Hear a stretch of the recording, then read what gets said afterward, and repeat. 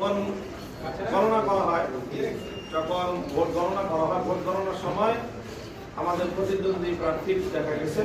যে ওই সময় এজেন্ট পরিবর্তন করেছে। সারাদিন এক পোলিং এজেন্ট ভোট কাজ করেছে, গণনার সময় সম্পূর্ণ আইন বহির্ভূতভাবে সেখানে আরেকজন গিয়ে ঢুকে তারা ভোট গণনা করেছে, যেটা আমরা মনে করি যেটা কোনোভাবে গ্রহণযোগ্য হতে পারে না। এইভাবে বেশ অনেকগুলি আসন থেকেই আমাদের পোলিং এজেন্টদেরকে বের করে দিয়ে পোলিং এজেন্টদেরকে তাদেরকে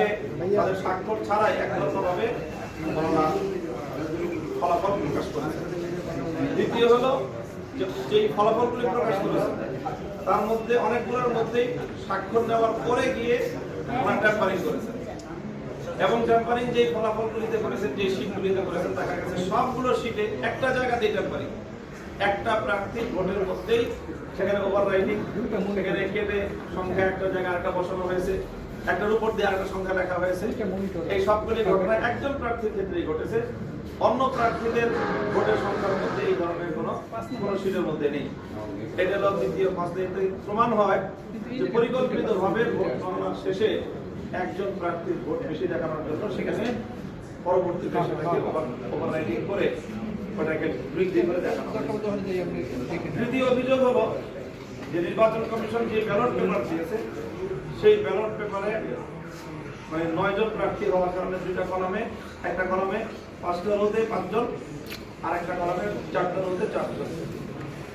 স্বাভাবিকভাবে প্রথম কলামের যে লাস্ট রোটার বিপরীত দিকে দ্বিতীয় কলামের সেই রোটা খালি, তো খালি থাকার কারণে এটাকে লাস্ট কলামের যে বাম দিকের যে রোটা ওইটা বরাবর একটা ঘর বলে মনে হয়। একটা ঘর বলে মনে হওয়াতে গণভোটের মধ্যে যেরকম হ্যাঁ না বাম পাশে লেখা ছিল, সিলমারের জায়গা ডান পাশে ছিল খালি জায়গা, তো ঠিক ওরকম একইভাবে যদি কেউ চিন্তা করে থাকে গণভোটের মতো করে যে বাম পাশে প্রার্থী এবং প্রতীক, ডান পাশে তার খালি ঘর, সেখানে তাকে সিল মারতে হবে, তো সেইভাবে সিল মেরেছে প্রচুর ভোটার। এটা আমাদের কাছে প্রুফ আছে যে অনেক ভোটার সেখানে সিল দিয়েছে, এবং প্রতিটা ভোট কেন্দ্রে এই পরিমাণ ভোট এই কারণে বাতিল হয়েছে, যেটার সংখ্যা আমাদের সাথে যদি যুক্ত করা হয় আমরা অনেক ব্যবধানে আমরা এখানে বেশি ভোট পাই।